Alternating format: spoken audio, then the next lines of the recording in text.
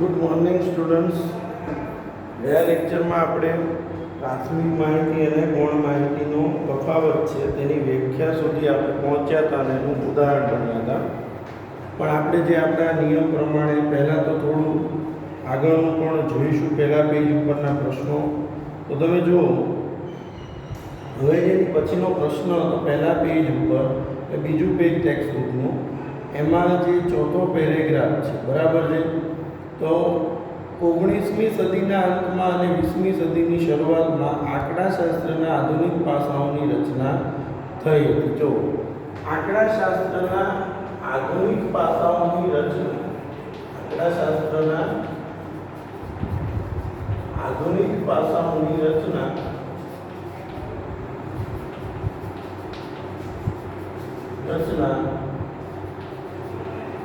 કઈ સદીમાં થઈ હતી? 19મી સદીના અંતમાં અને 20મી સદીની શરૂઆતમાં. 19મી સદીના અંતમાં અને 20મી સદીની શરૂઆતમાં. આનો જવાબ શું આવશે? 19મી સદીના અંતમાં અને 20મી સદીની શરૂઆતમાં આંકડાશાસ્ત્રના આધુનિક પાસાઓની રચના થઈ હતી. એમાં બે મહારથીઓ હતા. એમાં કેટલા મહારથીઓ હતા? બે હતા. પણ અહીંયા આપણે વાત કરીએ આગળ. ગેલ્ટન અને કાર્લ પિયર્સ અને ગાણિતીય આંકડાશાસ્ત્રનો ઉપયોગ વિજ્ઞાન, ઉદ્યોગ અને રાજકારણમાં કર્યો હતો. કયા બે વ્યક્તિઓએ ગાણિતીય આંકડાશાસ્ત્રનો ઉપયોગ કર્યો હતો? ગેલ્ટન અને કાર્લ પિયર્સન. ગેલ્ટન અને કાર્લ પિયર્સને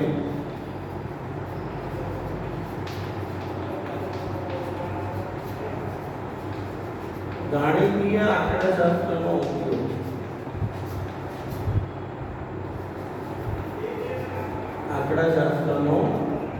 ઉપયોગ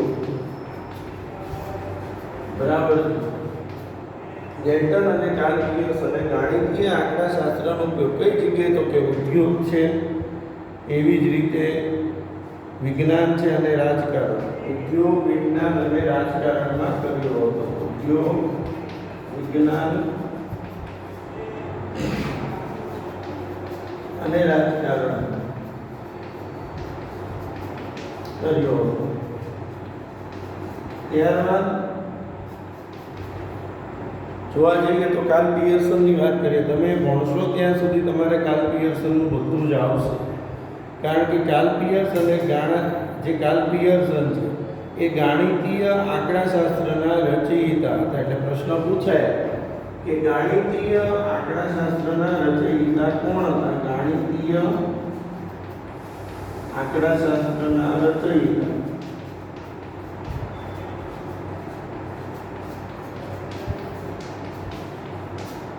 કોણ હતા? તો કાર્લ પિયર્સન ને ગાણિતીય આંકડાશાસ્ત્રના રચયિતા ગણવામાં આવે છે. એટલે અહીંયા પહેલા તો આપણે આ ત્રણ પ્રશ્નો સમજ્યા, બરાબર છે. ત્યારબાદ હવે કાર્લ પિયર્સનની વાત કરીએ તો તેમણે ઇંગ્લેન્ડમાં ઉચ્ચ કક્ષાની આંકડાશાસ્ત્રની, બરાબર છે, પ્રયોગશાળા ઈસવીસન 1911માં લંડન ખાતે યુનિવર્સિટી કોલેજમાં સૌપ્રથમ યુનિવર્સિટીના આંકડાશાસ્ત્ર વિષયના વિભાગની સ્થાપના કરી હતી. ઇંગ્લેન્ડના ઉચ્ચ કક્ષાની આંકડાકીય પ્રયોગશાળાની અને ઈસવીસન 1911માં લંડન ખાતે યુનિવર્સિટી કોલેજમાં સૌપ્રથમ યુનિવર્સિટીના આંકડાશાસ્ત્ર વિષયના વિભાગની સ્થાપના કરી હતી. કે કઈ સાલમાં આંકડાશાસ્ત્રના વિભાગની શરૂઆત ઇંગ્લેન્ડની લંડન યુનિવર્સિટીમાં એને કરી હતી? 1911. યાદ રાખજો કઈ સાલમાં? 1911માં તેમણે આ રચના કરી હતી, બરાબર છે. અને ઈસવીસન 1910 અને 1920ના સમયગાળા દરમિયાન ગોસેટ અને ફિશરે લઘુ નિદર્શ માહિતીને આધુનિક આંકડાશાસ્ત્રીય વિજ્ઞાનની રચના કરવાનો પ્રારંભ કર્યો. યાદ રાખજો, ગોસેટ અને ફિશરે લઘુ નિદર્શની માહિતી માટે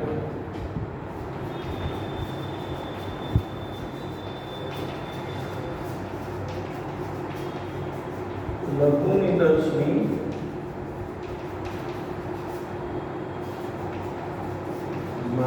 માટે બરાબર છે આંકડાશાસ્ત્રનો એનો ઉપયોગ કર્યો હતો. હવે અહીંયા ફરીવાર આટલું સમજીએ પછી આગળ વધીએ. તો પહેલું શું કીધું? આંકડાશાસ્ત્રના આધુનિક પાસાઓની રચના કઈ સદીમાં? 18મી 19મી સદીના અંતમાં અને 20મી સદીની શરૂઆતમાં થઈ. બરાબર. ગેલ્ટન અને કાર્લ પિયર્સ અને ગાણિતિક આંકડાશાસ્ત્રનો ઉપયોગ કયા ક્ષેત્રે કર્યો હતો? ગેલ્ટન અને કાર્લ પિયર્સ અને ગાણિતિક આંકડાશાસ્ત્રનો ઉપયોગ કયા ક્ષેત્રમાં? તો કે ઉદ્યોગ, વિજ્ઞાન અને રાજકારણમાં કર્યો હતો.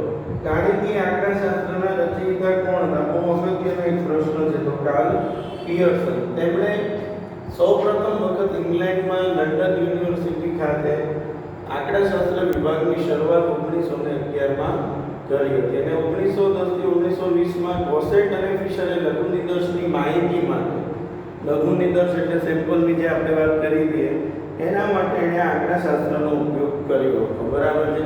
હવે આપણે પહેલા પેજના પ્રશ્નો અહીંયા સુધી રાખીએ છીએ. હવે આપણે આગળ વધીએ તો આપણો જે તફાવત ચાલતો હતો પ્રાથમિક માહિતી અને ગૌણ માહિતીનો તફાવત.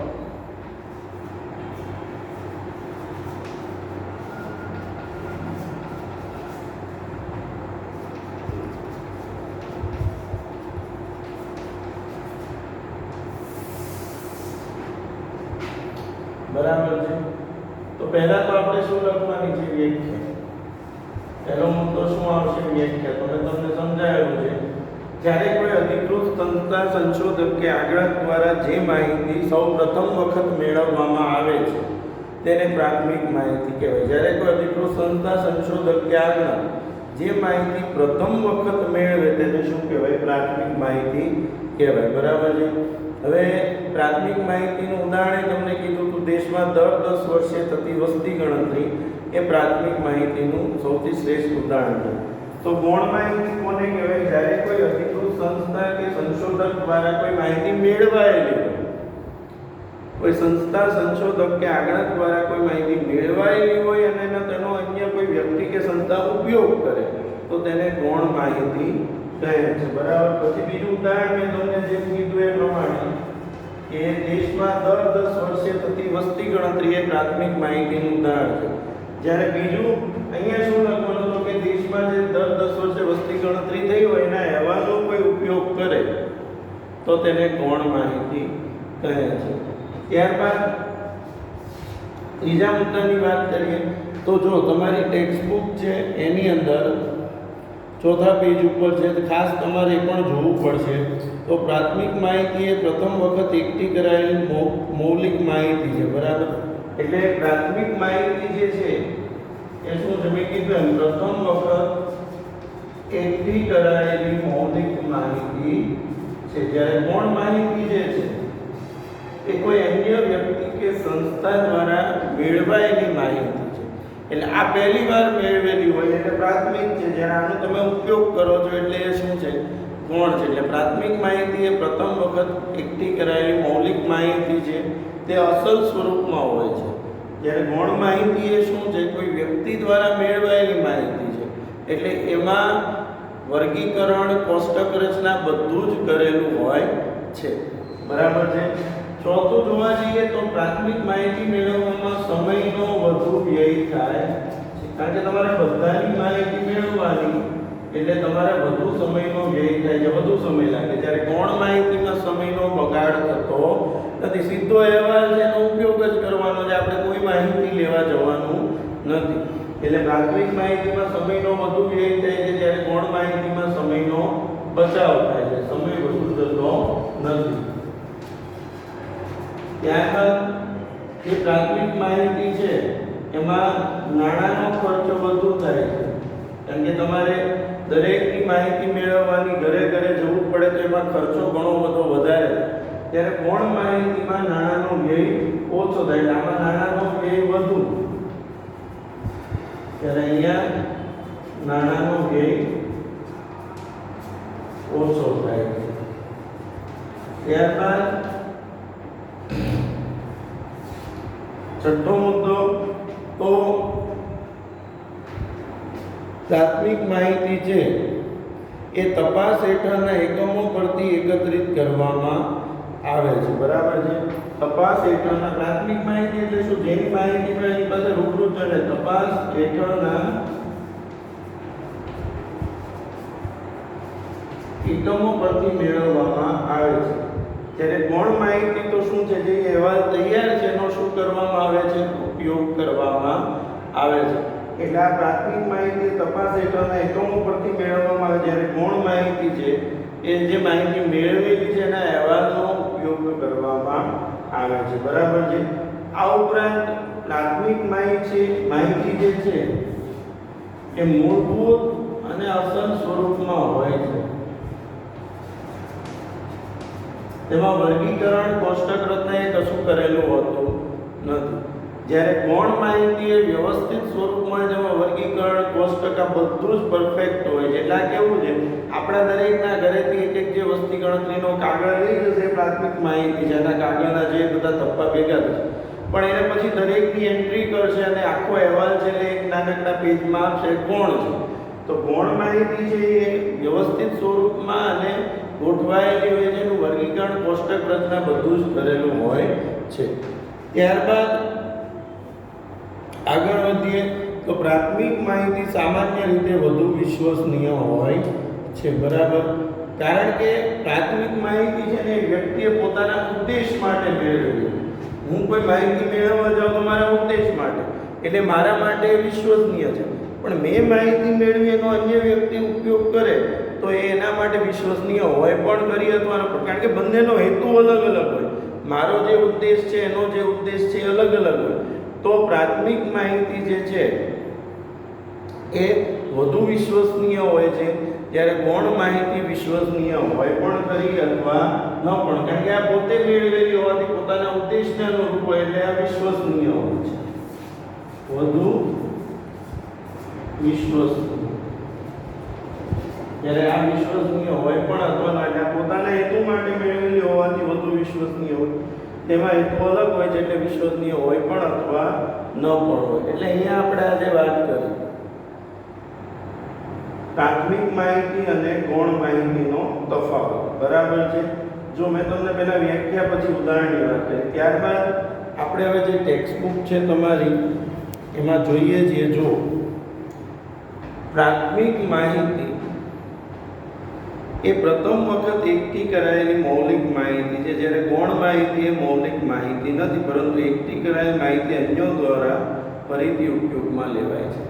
આ પ્રથમ વખત એકઠી કરાયેલી મૌલિક માહિતી છે. જ્યારે ગૌણ માહિતી એ અન્ય દ્વારા ઉપયોગમાં લેવામાં આવે છે. પ્રાથમિક માહિતી તપાસ હેઠળના એકમો પરથી એકત્રિત કરવામાં આવે. જ્યારે ગૌણ માહિતી એ પ્રાથમિક માહિતીમાંથી લેવામાં આવે. આ તપાસ હેઠળના એકમ પરથી એકત્રિત થાય અને ગૌણ માહિતી એ આમાંથી લેવામાં આવે છે. પછી પ્રાથમિક માહિતી સામાન્ય રીતે મૂળભૂત સ્વરૂપમાં હોય. મૂળભૂત સ્વરૂપમાં હોય તેનું વર્ગીકરણ કોષ્ટક રચનાના સ્વરૂપમાં ફેરવવાની જરૂરિયાત ઊભી થાય. એટલે આ મૂળભૂત હોય, એનું કોઈ વર્ગીકરણ કોષ્ટક રચના કરેલા હોતા નથી. જ્યારે ગૌણ માહિતીમાં વર્ગીકરણ કોષ્ટક રચના બધું વ્યવસ્થિત રીતે તૈયાર કરેલું હોય છે. પ્રાથમિક માહિતી એકત્રિત કરવામાં સમય, શક્તિ અને નાણાંનો વ્યય થાય. કારણ કે આમાં વધુ સમય જાય, વધુ માણસોની જરૂર પડે અને પૈસા પણ વધુ થાય. એટલે સમય, શક્તિ અને નાણાંનો વ્યય થાય છે. જ્યારે ગૌણ માહિતીમાં સમય, શક્તિ અને નાણાંનો બચાવ થાય છે. પ્રાથમિક માહિતી વધુ વિશ્વસનીય હોય છે. જ્યારે ગૌણ માહિતી અન્ય વ્યક્તિ દ્વારા તેમના પોતાના હેતુ માટે મેળવવામાં આવતી હોવાથી વાપરનારના હેતુના અનુસંધાન માટે વિશ્વસનીય ન પણ હોય એવું બની શકે. એટલે આ વધુ વિશ્વસનીય છે, પેલી વિશ્વસનીય હોય પણ અથવા ન પણ હોય. બરાબર છે. હવે દરેકે આ તફાવત પહેલા તમારે બધાએ પોતાની નોટમાં લખવાનો છે. બરાબર. હવે આપણે આગળ વધીશું તો એની પછીનો જે પ્રશ્ન આપણે આમાં આવે છે એ છે પ્રાથમિક માહિતી એકત્રિત કરવાની રીતો. પ્રાથમિક માહિતી એકત્રિત કરવાની રીતોનો આપણે અભ્યાસ કરીશું. તો જો પ્રાથમિક માહિતી એકત્રિત કરવાની રીતો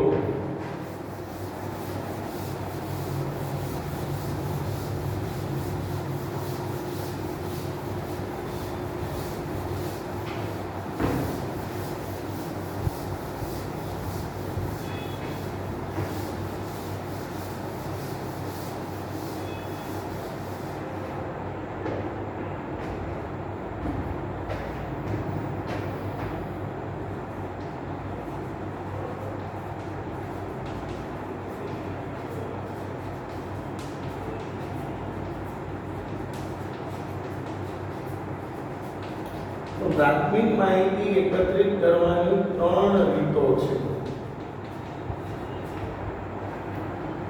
એક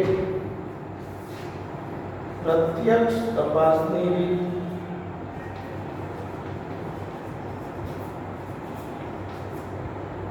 બીજું પરોક્ષ તપાસની રીત,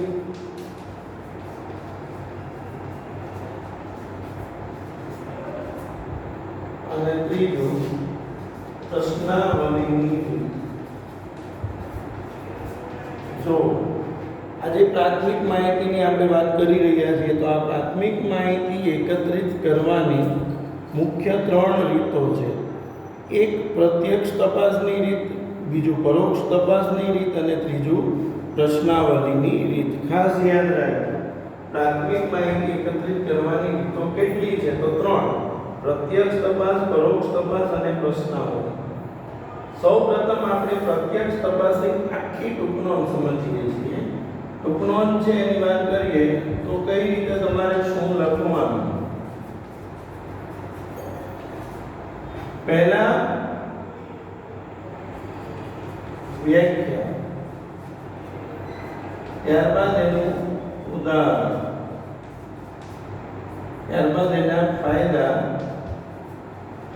અને ત્યારબાદ એની મર્યાદા અથવા ગેરફાયદા.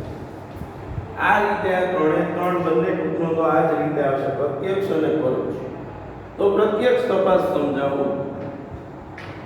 જે રીતમાં સંશોધક કે આગળક અથવા તેમણે નિમેલ વ્યક્તિઓ જેમની પાસેથી માહિતી મેળવવાની હોય તેમની રૂબરૂ મુલાકાત લો.